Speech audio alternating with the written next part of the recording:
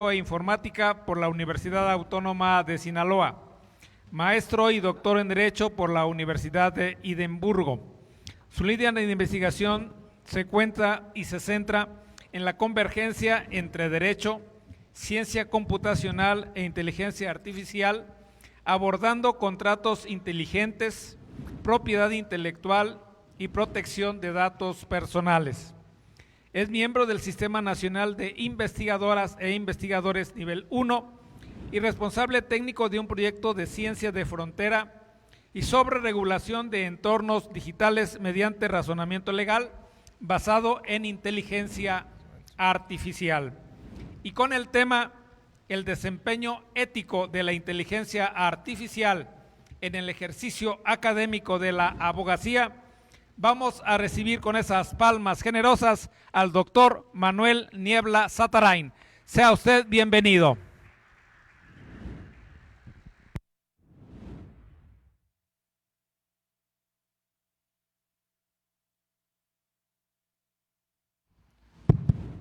Hola, buenas noches.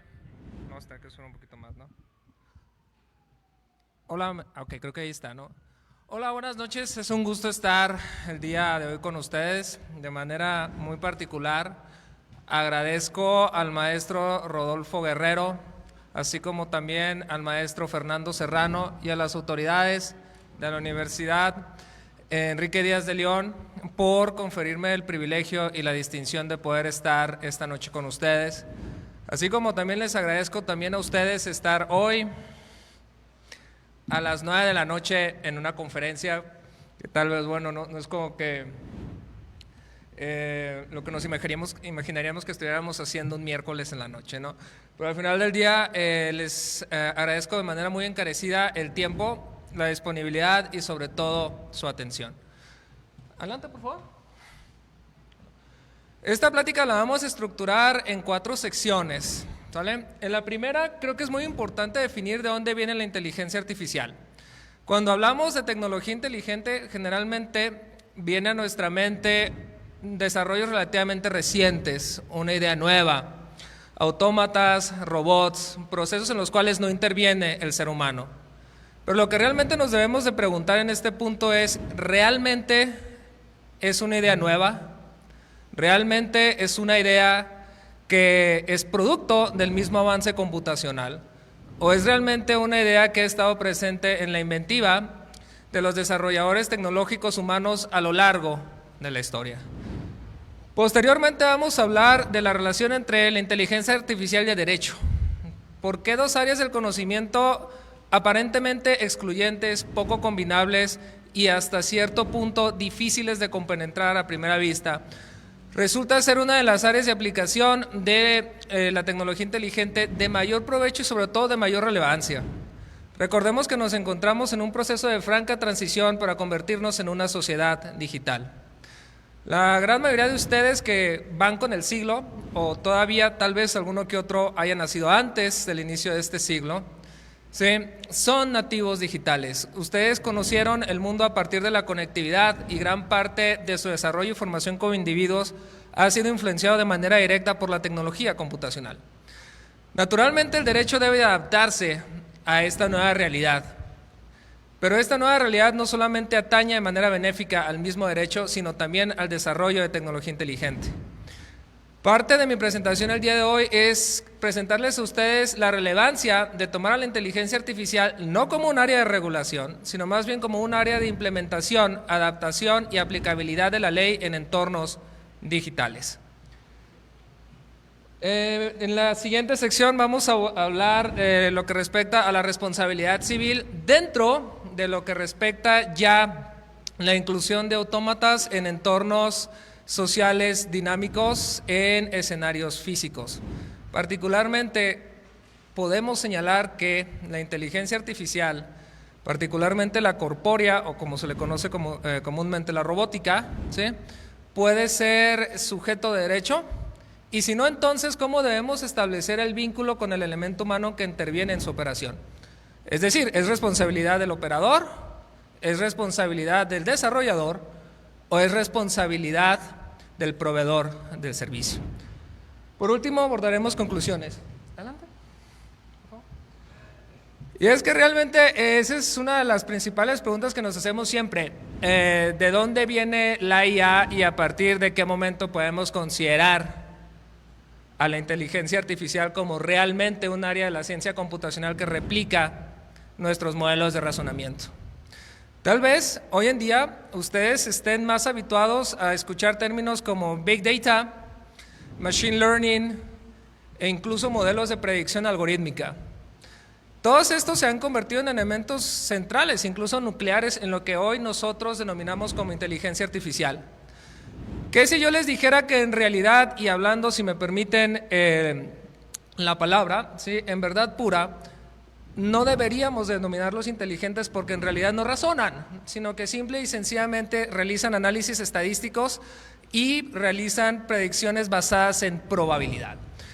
Hoy en día nos encontramos, propiamente dicho, en una etapa donde debemos primero definir qué es lo que denominamos inteligente a partir de su estructura operativa y después comenzar a abordar la relación que éste va a tener con el derecho. Ojo, ¿sí? Ojo. Hoy no venimos a hablar de regular, hoy venimos a hablar de aprovechar esa capacidad de la inteligencia artificial que es, propiamente dicho, adecuar su operación a esquemas de razonamiento o que emulan esquemas de razonamiento, ¿sí?, y ver si en realidad la IA puede entender la ley. Adelante, por favor. Y como les mencionaba hace un momento, en honor a la verdad, hace mucho tiempo que nos imaginamos la posibilidad de crear elementos inteligentes. Pero ojo, esto no va de la mano con la capacidad de desarrollo tecnológico del elemento humano. La tercera imagen de izquierda a derecha es el famosísimo Golem de Praga, ¿sí?, uno de los primeros registros de lo que nosotros podíamos acoplar con la definición de autómata en la actualidad. Incluso la misma Unión Europea lo ha tomado como punto de partida, como una metáfora para entender cómo deben de desarrollarse los dispositivos inteligentes dotados de autonomía que van a ser capaces de interactuar en entornos sociales dinámicos, es decir, en nuestra realidad social. Lo relevante de este punto es que era muy simple la metáfora comparativa. Básicamente voy a ser capaz de crear un ente que va a tener la posibilidad de entender mis comandos, mis órdenes, adecuar su operación y llevarlas a cabo. Y ojo, sí, como les decía, esto no es una propuesta del sector tecnológico, más bien es una propuesta teológica, es decir, de naturaleza religiosa. El segundo, de izquierda a derecha, es uno de los avances más interesantes y más complejos, el famosísimo niño escribiente. Como lo dice su nombre, este pequeño muñeco de porcelana tiene la capacidad de escribir cierta cantidad de oraciones en una hoja de papel. Tiene un mecanismo basado en engranajes sumamente complejo para la época, pero que en realidad, es uno de los primeros antecedentes de dispositivos capaces de cumplir cierto tipo de órdenes, en este caso muy simples, que era escribe tal frase.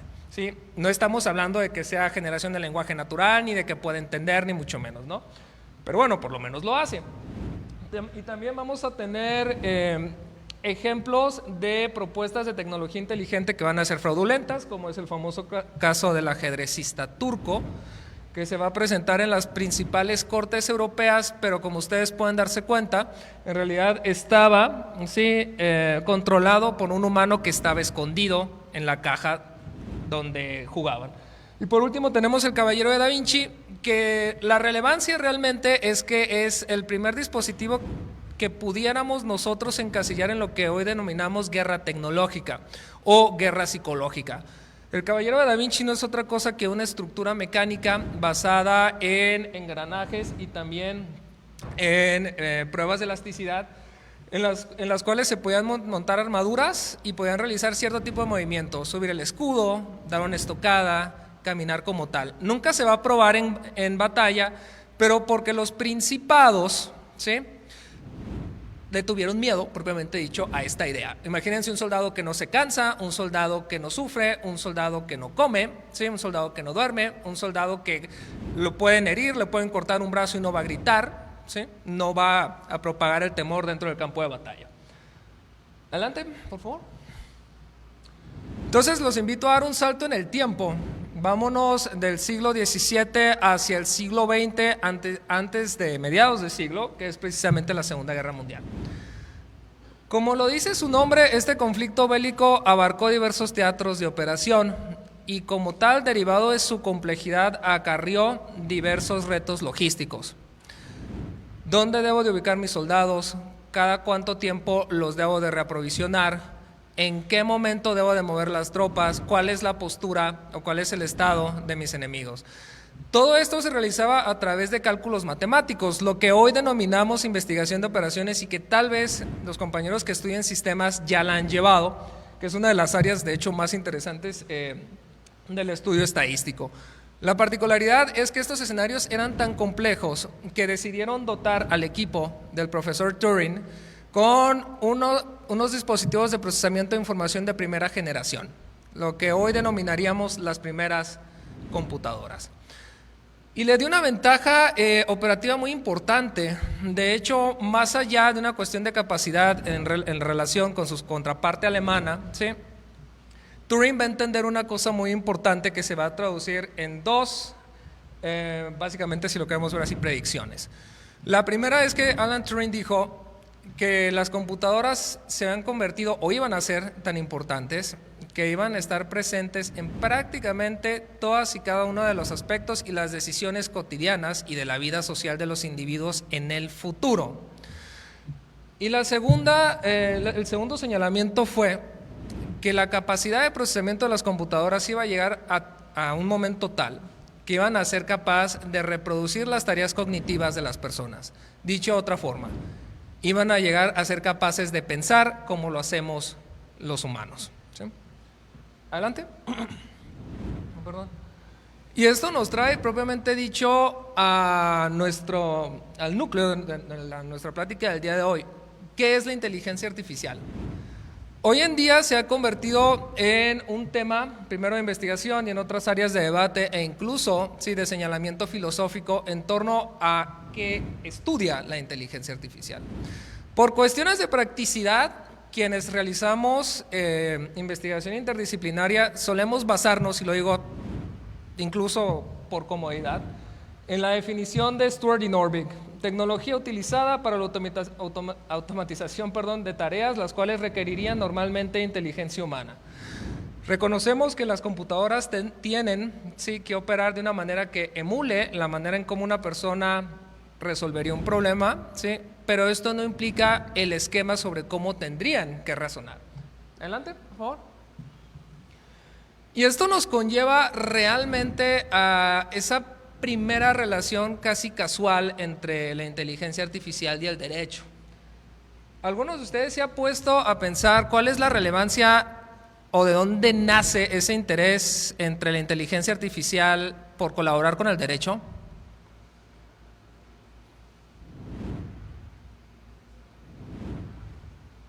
No. Bueno, ¿alguien dijo algo? ¿No?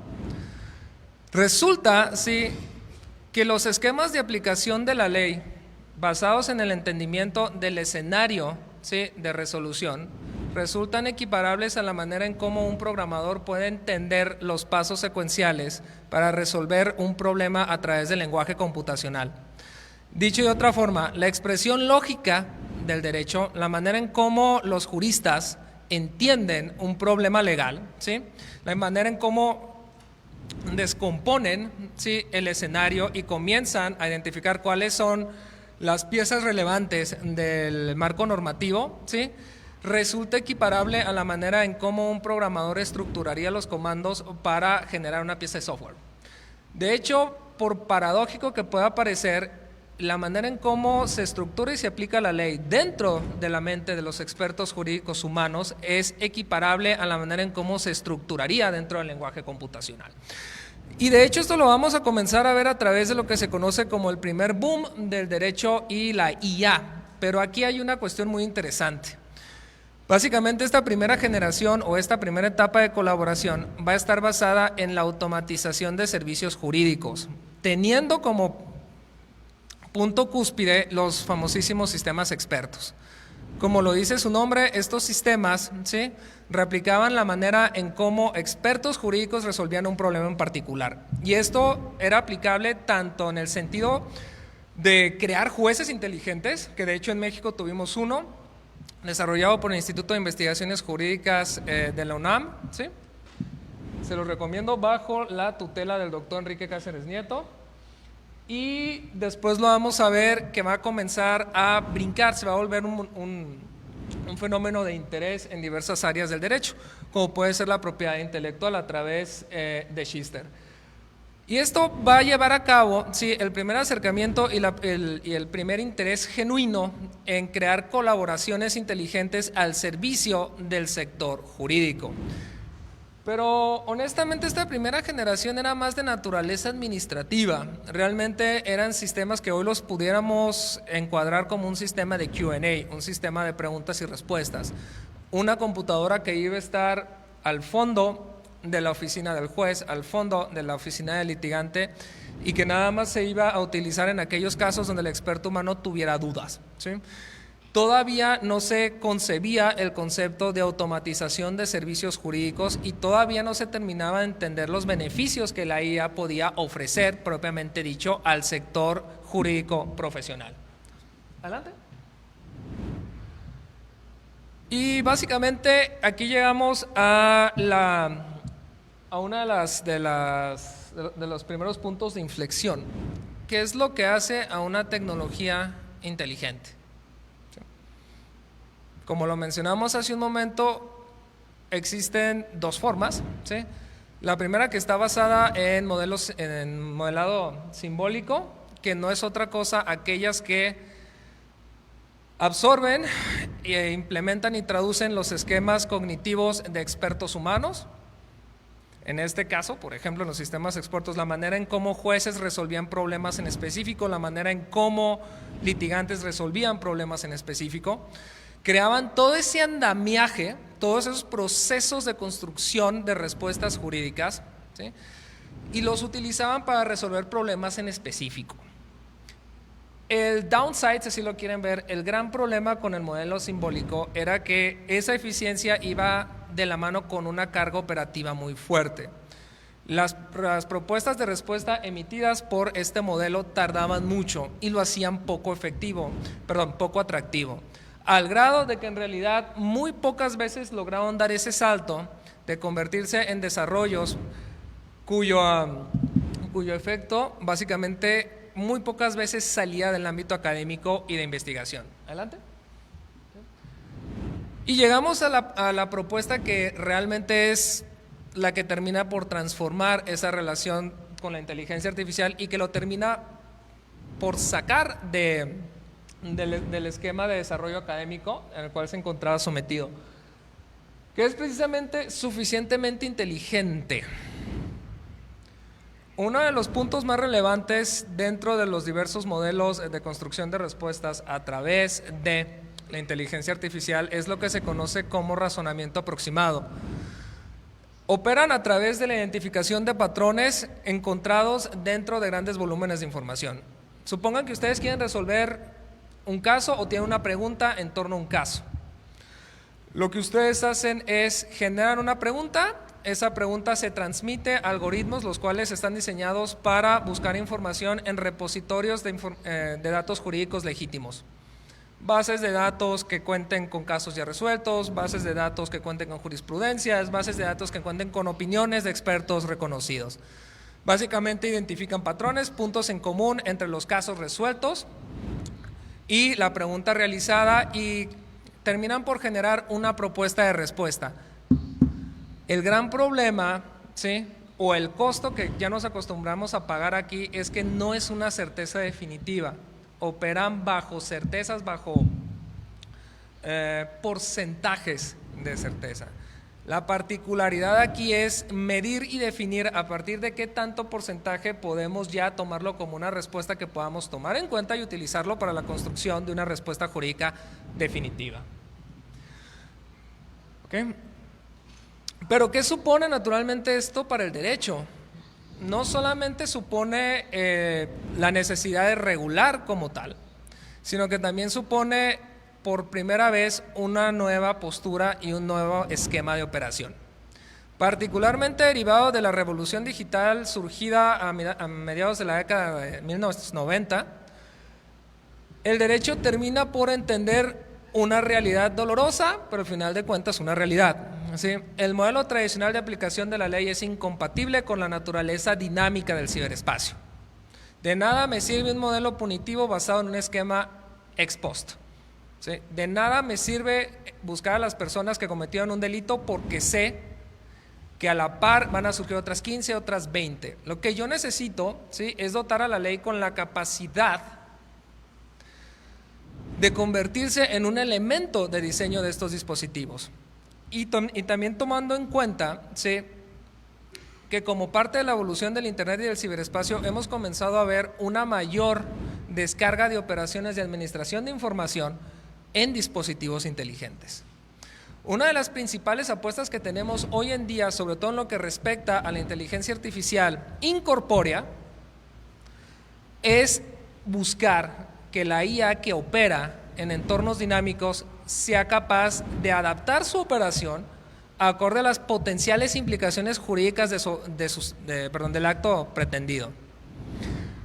Cuando detecta que existe una alta probabilidad de lesionar la esfera jurídica de uno de los individuos envueltos en esa operación, se debe de detener. ¿Existe un costo operativo? Sí, pero también existe, sí, un beneficio aparejado, que es la disminución, en este caso de ilícitos, ¿sí?, si lo vemos desde la perspectiva penal, ¿sí?, producidos directamente por esta tecnología. Adelante. Y ahora retomemos el mismo tema de la inteligencia artificial, pero desde otra perspectiva y desde una perspectiva que suele ser un poquito más interesante, llama más la atención y suele ser incluso, ¿sí?, tema de debate. La robótica, y entendiéndola desde su perspectiva como tecnología asistiva y como tecnología social. ¿Alguien conoce a Sofía? ¿Ah, la conoce? Sí. ¿Qué saben de Sofía?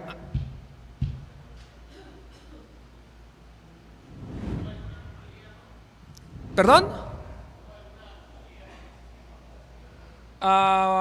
Puede ser, pero no es la principal razón por la cual es ampliamente conocida. Bueno, tiene hasta ahorita, sí, hasta ahorita que yo sepa, sí, el reconocimiento de ser el primer autómata con personalidad jurídica. ¿Quién se la dio? Otro tema de debate y de discusión, ¿sí? Arabia Saudita.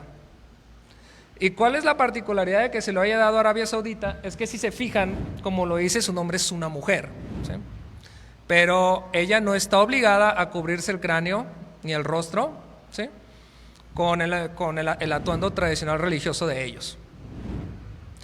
¿Y saben cuál es la particularidad? ¿Cómo se ganó Sofía propiamente dicho la atención y hasta cierto punto el interés, no solamente de los saudíes, sino de los lugares donde la presentaban?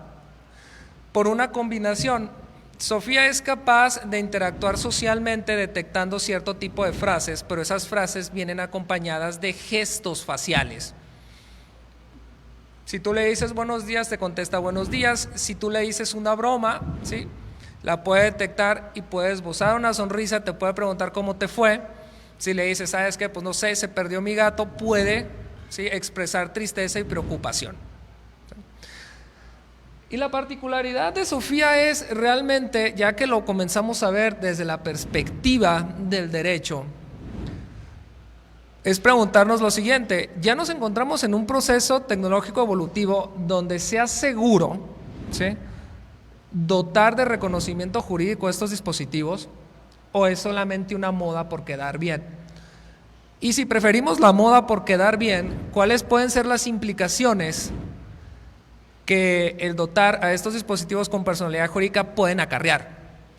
Particularmente cuando surjan interacciones donde se vean, ¿sí?, envueltos los derechos de un individuo, de un ser humano.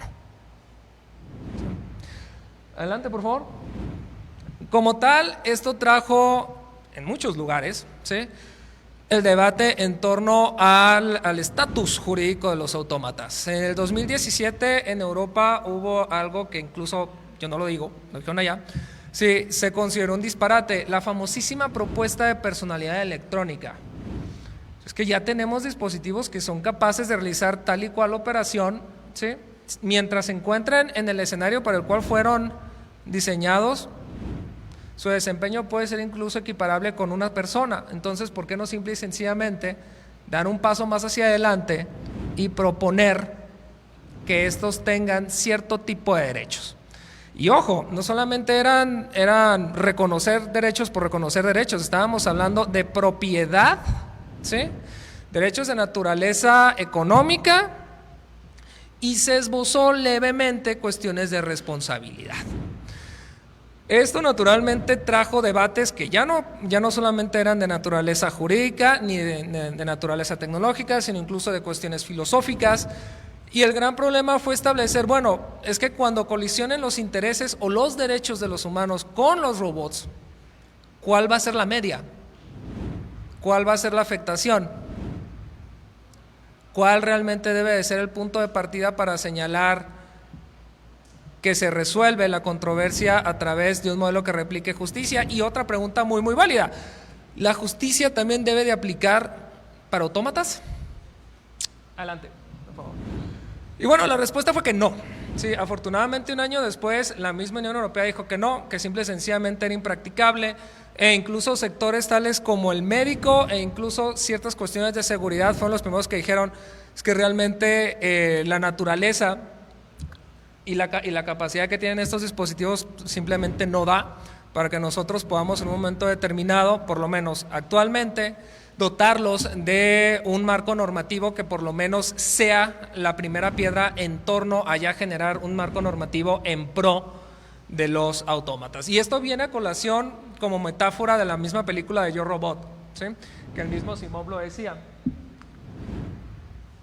Y aquí entraban otro tipo de particularidades, ¿no? Específicamente, ¿cuál debía de ser el rol de estos dispositivos en entornos sociales? Y tomando el rol de Asimov, supongamos el caso de que uno de estos dispositivos sea un camillero, pero que a la persona que trata de salvar otro humano quiere hacerle daño. ¿Hasta qué punto va a poder actuar para proteger al humano que está tratando, ¿sí?, con respecto a la potencial agresión de otro humano? Y esta metáfora incluso ya se extrapoló a la OTAN, porque Francia incluso desde el 2013 dijo: yo tengo un programa para quitar a mis camilleros del campo de batalla y los voy a suplir por robots. Básicamente van a encontrar un herido, lo van a jalar y se lo van a llevar al hospital de campaña. Y este tipo de preguntas comenzaron a surgir, ¿sí? ¿Qué es lo que van a tener permitido hacer? ¿Qué es lo que no van a tener permitido hacer? ¿Y de qué manera van a poder diferenciar una situación en particular? Adelante, por favor. Y bueno, una de las particularidades más importantes en este debate es comprender que no es un debate a corto plazo, sino que es un debate actual. Ustedes lo pueden ver en Andares. En el Talks de Andares, no sé si ustedes ya se han dado cuenta que hay un pequeño robot que lleva las comandas. ¿Qué pasaría si por alguna cuestión ese robot se tropieza, se rompe la oruga o la rueda, ¿sí?, y le vierte una sopa caliente a un comensal? Ahora ese comensal es un recién nacido, ¿sí? Ahora, ustedes, bueno, me imagino yo que Guadalajara, siendo Guadalajara, tiene la oportunidad de interactuar más con vehículos autónomos, vehículos que no necesitan un conductor. Y me imagino que ustedes también en un momento determinado van a comenzar a experimentar con los pequeños robots de asistencia. Los robots de asistencia en Holanda, que es uno de los países que tiene una mayor calidad de vida, pero tiene un problema de natalidad muy fuerte, tienen una población ya anciana muy muy grande, creo que es como del 30-40%. Entonces lo que han hecho ellos es, para las personas que ya viven solos pero que comienzan a tener problemas, por ejemplo, de enfermedades como demencia y demás, se crearon esos pequeños asistentes. Esos pequeños asistentes no solamente les brindan compañía, sino también les recuerdan cuándo deben de tomar su medicina, qué día tienen ellos consulta médica, caminan con ellos recordándoles, ¿sí?, que no deben de alejarse mucho de su casa, ¿sí? Y representan también un enfermero para el médico de cabecera. Entonces, queriendo o no, ya existen esos robots, ya existen esos autómatas, y poco a poco van a formar parte de nuestra realidad, ¿sí?, como lo son ya en otros países. Adelante, por favor. En lo que respecta a los vehículos inteligentes, surge una de las controversias más interesantes: el nivel de responsabilidad. Todos hemos leído casos en los cuales el carro de Tesla pues falla, ¿no? Produce afectaciones jurídicas. La particularidad aquí nace, ¿sí?, en analizar como primer punto cuál es la responsabilidad del dispositivo como tal y si existe responsabilidad por parte del elemento humano que lo está utilizando. Esto ha dado pie a diversas pláticas y diversas propuestas, lo cual nos ha llevado a estudiar si realmente debemos traer a colación otra vez el tema de dotar de responsabilidad jurídica a los autómatas, o más bien comprender cuál es la naturaleza operativa de la tecnología. En Stanford, el Dr. Smith es uno de los principales investigadores en torno a la capacidad de razonamiento jurídico operativo en autómatas y toma el caso de los vehículos inteligentes. Al final del día, el dispositivo para operar necesita ser encendido y programado por el elemento humano. Entonces, ¿a partir de qué momento ese vínculo se vuelve difuso? ¿A partir de qué momento se pierde? ¿Y a partir de qué momento estamos hablando de que el dispositivo como tal es el responsable de su operación y de cumplir cabalmente con las instrucciones que se le presentan? Y como parte de esto se ha creado una famosa tabla de responsabilidad, que si se fijan, sí, comienza del 0, me parece que al 7 o al 8, ¿sí?, y que va abordando cuál es el nivel de responsabilidad del elemento humano. Pero ¿cuál es el principal problema de la tecnología de estos vehículos a la par de cualquier tipo de tecnología? La tecnología falla. Y puede fallar por muchos imprevistos. Puede fallar porque no se dieron cuenta y pisaron un bache, y ese bache terminó produciendo una vibración, y esa vibración afectó uno de los sensores. En México, en el Estado de México, hubo un caso muy, muy interesante de un Tesla que choca, ¿sí? No hay heridos, no nada. Y cuando checan realmente el historial operativo, se dan cuenta de que sí detecta un objeto enfrente, pero no se detiene.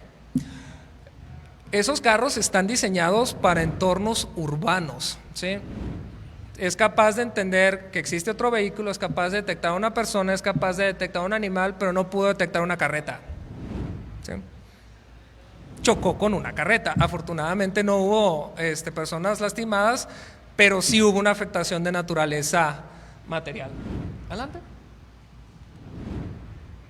Ok. Y entre los casos que nos permiten ilustrar la importancia de establecer parámetros que nos permitan entender hasta qué punto llega la responsabilidad humana y hasta qué punto podemos estar hablando de una responsabilidad del dispositivo, no como responsabilidad del autómata, sino como responsabilidad ya sea del operador, del desarrollador o del prestador de servicios. Este caso fue muy interesante porque una persona en Florida se sube a su Tesla, le pone las direcciones de su casa y se pone a ver Instagram. Nunca se da cuenta que el carro no detecta peatones y atropella a 2 y mata a 1. Lo relevante del punto es que la familia de Benavides no solamente demanda a McGee, me parece que era el dueño del carro, sino también a Tesla. Y aquí comenzamos a abordar una de las cuestiones más interesantes de este tipo de escenarios, ¿sí? No solamente es una cuestión de responsabilidad, sino también recae en otro tipo de particularidades. Fallas de diseño, que no existen estándares de calidad que realmente garanticen un nivel acertado de operabilidad dentro de los entornos operativos que ofrece Tesla y que naturalmente suponen un riesgo no solamente para el dueño y el usuario de esa tecnología, sino también para las personas que se ven envueltas en el escenario de operación. Como punto fundamental fue uno de los casos más relevantes porque primero quieren mediar, piden $60 millones, Tesla se va al juicio, lo pierde y termina pagando $230 millones. Adelante, por favor. Se me va el nombre. Aquí es el caso de Maldonado. El caso de Maldonado tiene una particularidad muy interesante, tristemente, pero muy interesante, ¿sí? Igual, el dueño sale de su trabajo, pone la dirección para ir a su casa, ¿sí? Pero aquí surge algo muy interesante. No detecta al otro vehículo, ¿sí?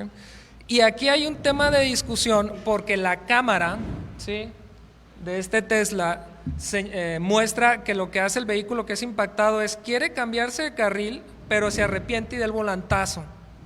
Entonces el Tesla no lo alcanzó a procesar y es cuando lo golpea. El gran problema es que Maldonado, que era un joven de 15 años, no traía puesto el cinturón de seguridad, sale disparado y muere instantáneamente. Aquí esto trajo como consecuencia analizar muchísimas cuestiones en torno a los sistemas de eficacia de los Tesla, ¿sí? Y de nueva cuenta entrar en tema de debate sobre el famosísimo botón rojo. Si debería entonces existir un botón rojo en el cual el operador, si se llega a dar cuenta de que el sistema va a fallar o va a impactar, ¿sí?, lo pueda detener en seco, o incluso establecer un modelo de monitoreo constante donde a través de una central pueda en un momento determinado un tercero ajeno y a distancia tomar el control del vehículo.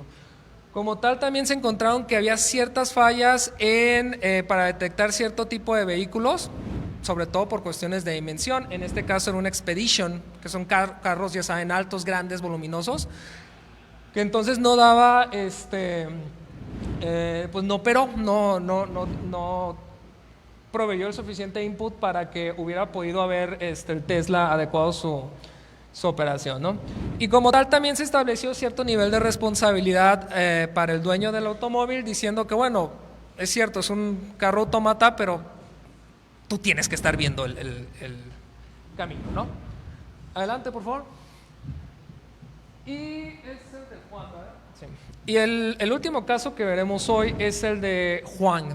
Juan era un desarrollador de Apple, por eso es que se hizo tan fuerte este suceso, porque Apple entró, ¿no?, como un competidor directo de Tesla. La particularidad aquí es que falla por una cuestión muy muy rara, que de hecho sí entró como un problema de garantía. De hecho, las investigaciones después dijeron, es que si esto tal vez lo hubieran llevado a servicio se hubiera detectado. El problema fue que se los come una curva, básicamente, ¿sí?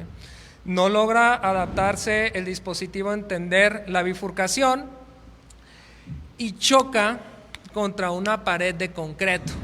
Lo que dijeron después los de Tesla es que lo que pasó es que esa parte la estaban arreglando y el sistema lo que buscó eran unas barras de metal, ¿sí?, que estaban antes o que debían de estar antes de la barra de concreto. Lo cual naturalmente es una excusa muy muy pobre, porque en realidad debió de todas maneras de haber detectado, ¿sí?, la pared de concreto y haber tomado las medidas preventivas necesarias. Como tal, pues bueno, pues sí, ganan el caso, hay una compensación económica para la familia de Juan, pero pues al final del día se perdió la vida de esta persona. Adelante. Y bueno, a manera de conclusiones, y antes de entrar a las preguntas y respuestas, ¿sí?, lo primero y lo más importante es que ustedes como jóvenes abogados tienen que entender que ustedes están lidiando con una realidad que sus antecesores no habían lidiado, que es la virtualidad. En este caso, a ustedes les va a tocar, sí, representar los intereses de versiones digitales de una persona y comprender también que muchas veces, sí, esos intereses que ustedes van a defender o van a atacar, sí, van a ser producto de errores operativos.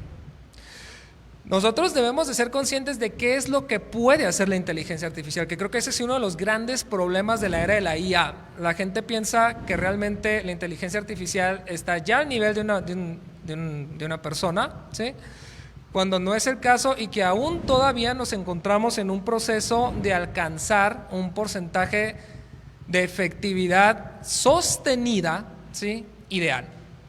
Y el caso clásico es la inteligencia artificial generativa. La podemos utilizar muchas veces, pero si no le damos el mantenimiento adecuado, va a producir alucinaciones. Segundo, nuestro entorno social va a cada vez adaptar más la presencia de dispositivos inteligentes, ¿sí?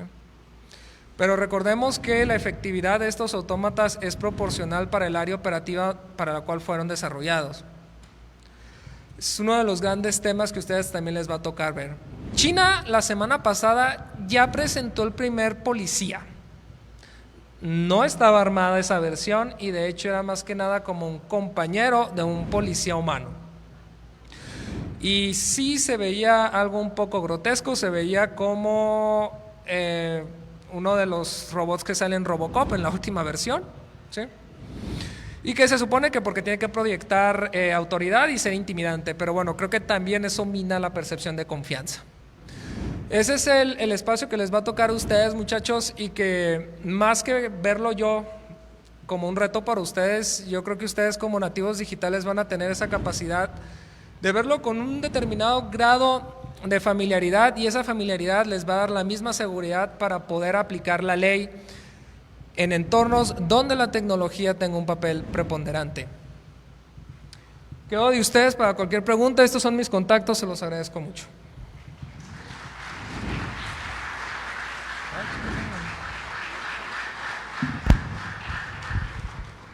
Vamos a dar un espacio de 2 preguntas para disipar cualquier inquietud. Así que, por favor, si alguien tiene una inquietud, levante su mano para hacerle llegar el micrófono.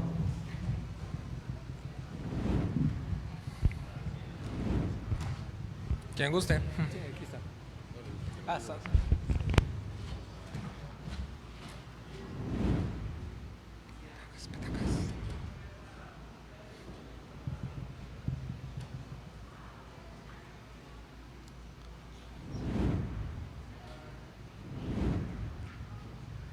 Hay un botón creo en el micrófono, ¿no?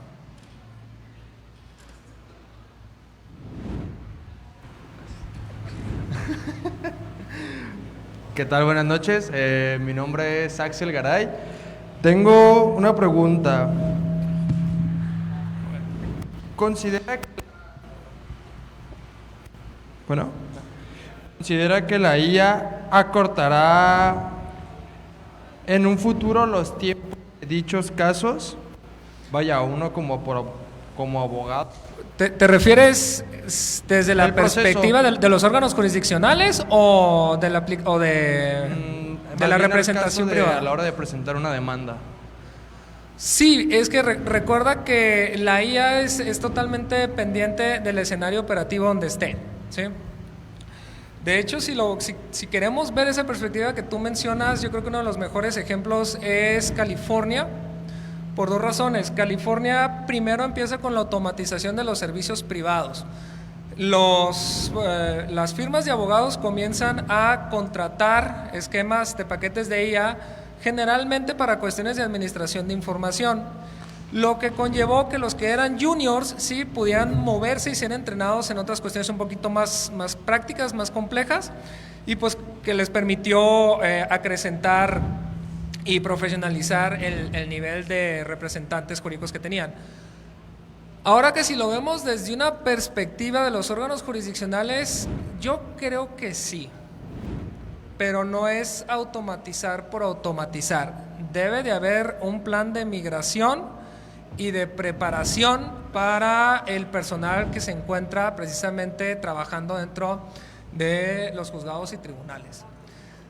Yo creo también que va a permitir no solamente cuestiones de trazabilidad y transparencia, sino que también va a dar pie a incrementar la accesibilidad al sistema de justicia. Yo creo que esa es una de las principales ventajas. Y recordemos, sí, que, como te acabo de mencionar, va a permitir comprender la manera en cómo se construye una decisión judicial y sobre todo entenderla. De hecho, en México, hablamos de eso, bueno, hablaron en la mañana de eso, hay un sistema de IA que su principal objetivo es traducir del lenguaje técnico al lenguaje cotidiano las resoluciones de la Corte. Eso para nosotros puede parecer poca cosa, pero para la gente que no está formada como abogados y para la gente que no tiene un nivel de cultura medio, es fundamental para que entiendan cómo funcionan los órganos jurisdiccionales. ¿Sí? Yo creo, vuelvo a decir, que dependiendo del esquema, cómo lo implementemos, sí, definitivamente sí puede transformar y sí puede volver más pronta y precisa la aplicación de la ley. ¿Alguien más? Buenas noches. Yo quería hacerle nada más 2 preguntas. ¿Cree usted que en algún momento la inteligencia artificial pueda meterse dentro del organigrama del Poder Judicial de la Federación o inclusive a nivel local y sustituir la forma en la que se imparte justicia hacia los gobernados? Ok, de que pueda ser parte del organigrama, de la estructura jerárquica, yo lo veo más como un elemento paralelo. Yo soy fiel creyente de que todo el peso de la interpretación y aplicación de la ley no se debe de depositar solamente en una IA. Nos debemos de apoyar y aprovechar los beneficios que la inteligencia artificial nos ofrece, pero no estamos en un momento donde podamos delegar la totalidad de la complejidad de la aplicación de la ley. ¿Sí? Esa es una. Te digo, puedes ubicarla como un componente paralelo a la función que realiza un experto humano. Eso para mí sería lo ideal. Yo no me atrevería, ¿sí?, todavía a decir que pudiéramos estar hablando de crear jueces cibernéticos o jueces inteligentes, que los hay, pero todavía yo no. De hecho, los escenarios que han habido, incluso en China, en Estonia, los que han tenido éxito son generalmente de naturaleza administrativa, que analizan multas y ese tipo de particularidades, o bien cuestiones muy simples como pleitos entre vecinos, ¿sí? Pero yo en este caso, en este punto, yo diría que no. Si lo ponemos como una herramienta que sea paralela a la función del experto humano, ahí sí. Y la segunda pregunta no te entendí, ¿cuál era? ¿Cuál sería un consejo para los futuros postulantes y servidores públicos el utilizarla ya como una ayuda o como un sustituto de persona? No. Véanlo como lo que es, véanlo como una herramienta, como un potencializador de la calidad de su trabajo, como un facilitador de su función como profesionales, ¿sí? Que lo tienen que utilizar, pero no lo vean como necesariamente una competencia, véanlo como una herramienta. Y al verlo como una herramienta siempre va a ser algo que va a estar supeditado a ustedes. Por eso, ¿sí?, siempre van a tener la obligación de confirmar lo que la IA les está diciendo. Y ojo, esto también ha traído cuestiones de análisis en torno al elemento ético de la IA jurídica. En Estados Unidos, creo que fue Lex Machina, en su momento presentó un enfoque de IA que provocó un debate ético muy importante.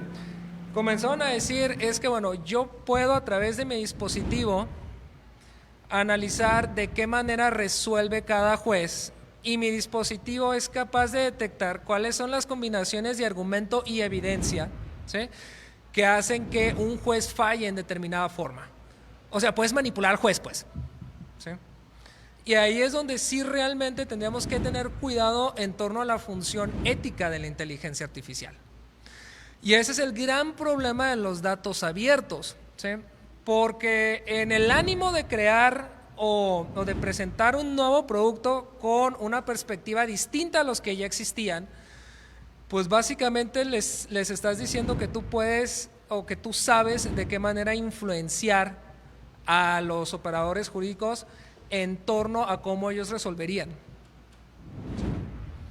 Ese para mí sí sería un tema de debate. ¿Sale? La última pregunta, por favor.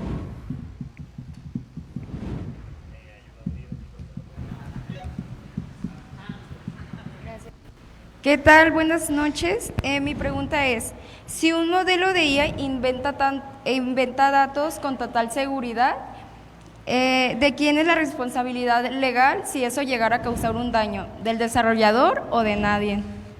¿Me pudieras hacer el favor de repetirme la pregunta, pero un poquito más despacio, por favor? Sí, claro. Si un modelo de IA inventa datos con total seguridad, ¿de quién es la responsabilidad legal si eso llegara a causar un daño? ¿Del desarrollador o de nadie? Va, si un sistema de IA inventa datos, Sí.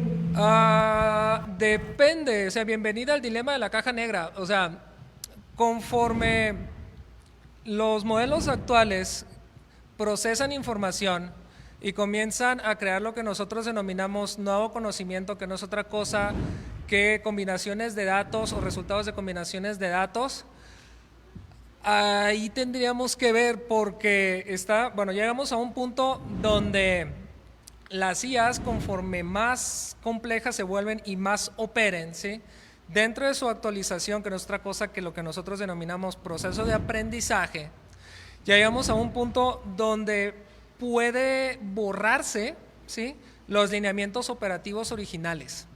O sea, ya no hay vínculo entre por lo menos el desarrollador. Habría que ver, ¿sí?, si el usuario en este caso tuvo algo que ver con respecto a la modificación que va a llevar a cabo la generación de datos falsos. De hecho, hay un enfoque muy importante que de hecho está teniendo preponderancia por lo que acabas de decir, que se conoce como Data is Law. Generalmente hace todavía 10 años el bueno era Code is Law. Ahora lo que ya estamos viendo es que precisamente tenemos que centrarnos en establecer estrategias que garanticen un nivel homogéneo de calidad e integridad de la información.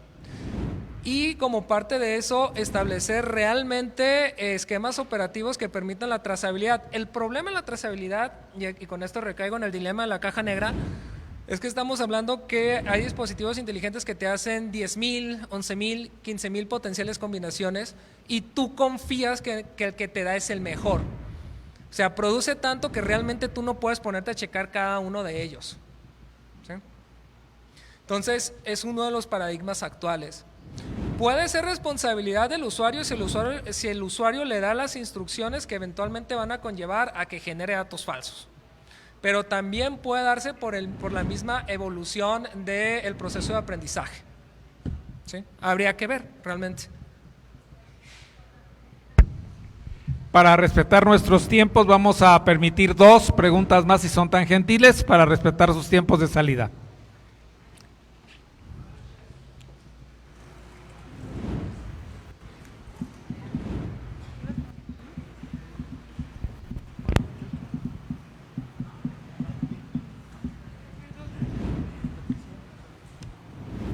Mi pregunta es, ¿qué modelo de regularización permitiría integrar eficazmente la inteligencia artificial en la práctica jurídica donde se pueda garantizar la protección de los derechos de las personas? Es un muy buen tema de tesis doctoral. No existe todavía. Sí, o sea, no podemos hablar de un modelo integral. Generalmente lo que hablamos es en el favorecimiento de cierto tipo de derechos basados en el escenario de operación de la tecnología, pero todavía no hemos encontrado un modelo integral. ¿Por qué? Por la complejidad. Terminarías paradójicamente, en aras de hacer más legítimo la operación del dispositivo, lo volverías innecesariamente lento, ¿sí? Que ese realmente es un problema de capacidad de procesamiento de información. Pero sí.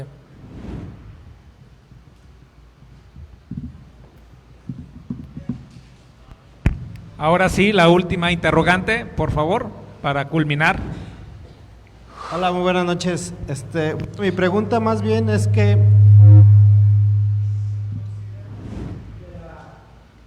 tiene que tener fronteras a nivel jurisdiccional.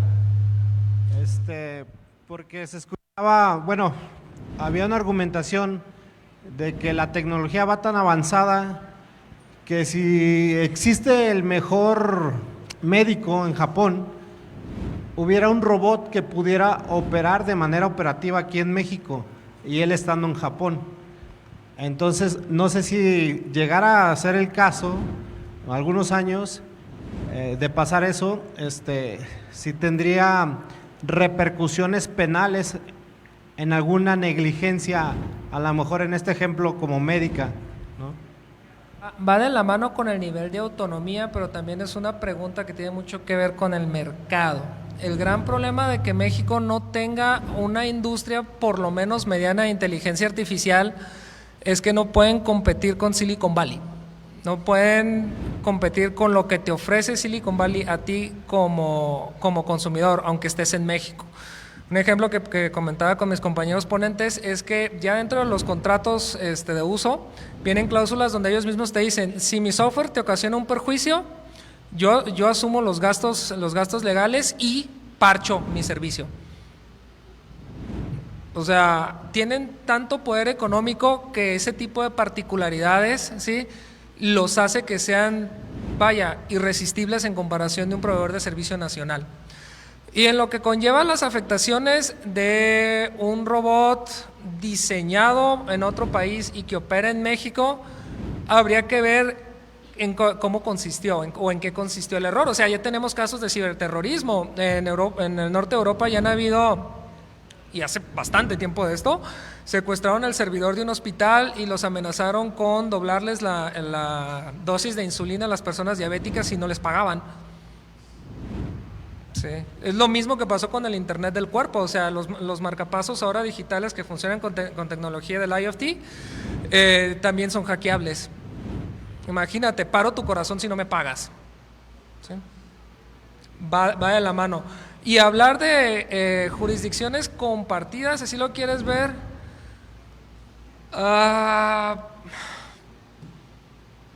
pues tendría que ser como algún tipo de tratado, pero en realidad, si hubiera algún tipo de afectación de naturaleza legal, pues seguiríamos la regla espacial, ¿no? Si surgió aquí, bueno, vemos que se juzgue aquí y ver por qué sucedió. ¿Sale? De nada, estimado. Queda mi contacto si los puedo dar con algo más o tienen alguna duda. Muchísimas gracias. Gracias a usted. Y para patentizar el agradecimiento de la institución por la visita de nuestro distinguido ponente, voy a solicitar la presencia del distinguido maestro Carlos Alejandro Díaz López para que le haga entrega de un merecido reconocimiento a nuestro expositor. Gracias maestro. Doctor, buenas noches. En el marco de este trabajo de las cátedras Diálogo Internacional de Juristas, Derecho y Tecnología 2026, la Universidad de Enrique Díaz de León otorga el presente reconocimiento al doctor Manuel Niebla Satrain por su dedicada participación en la conferencia El desempeño ético de la inteligencia artificial en el ejercicio académico de la abogacía. Muchas gracias, doctor. Esta es su casa. Igualmente voy a solicitar la presencia de nuestra distinguida alumna, Grecia María Fernanda Conde Alfaro, para que le haga entrega de un obsequio. Buenas noches, doctor Satrain. Muchas gracias por compartirnos esta enriquecedora conferencia. En nombre de todos mis compañeros y de la Universidad de Enrique Díaz de León, le hago llegar este reconocimiento, agradeciéndole lo que nos compartió esta noche. Y vamos a invitarlos a la toma de la fotografía para que nuestros compañeros de comunicación puedan tomar esta evidencia de la visita de nuestro distinguido expositor en esta cátedra universitaria Maestro Enrique Díaz de León 2026.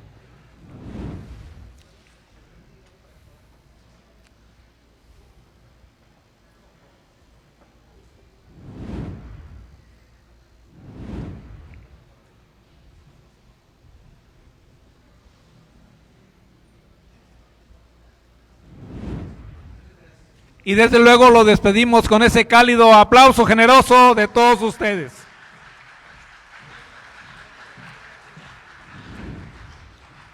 Y a ustedes les solicitamos que su registro correspondiente y desde luego que descansen, que tengan una feliz noche, esperándolos el día de mañana. Un placer.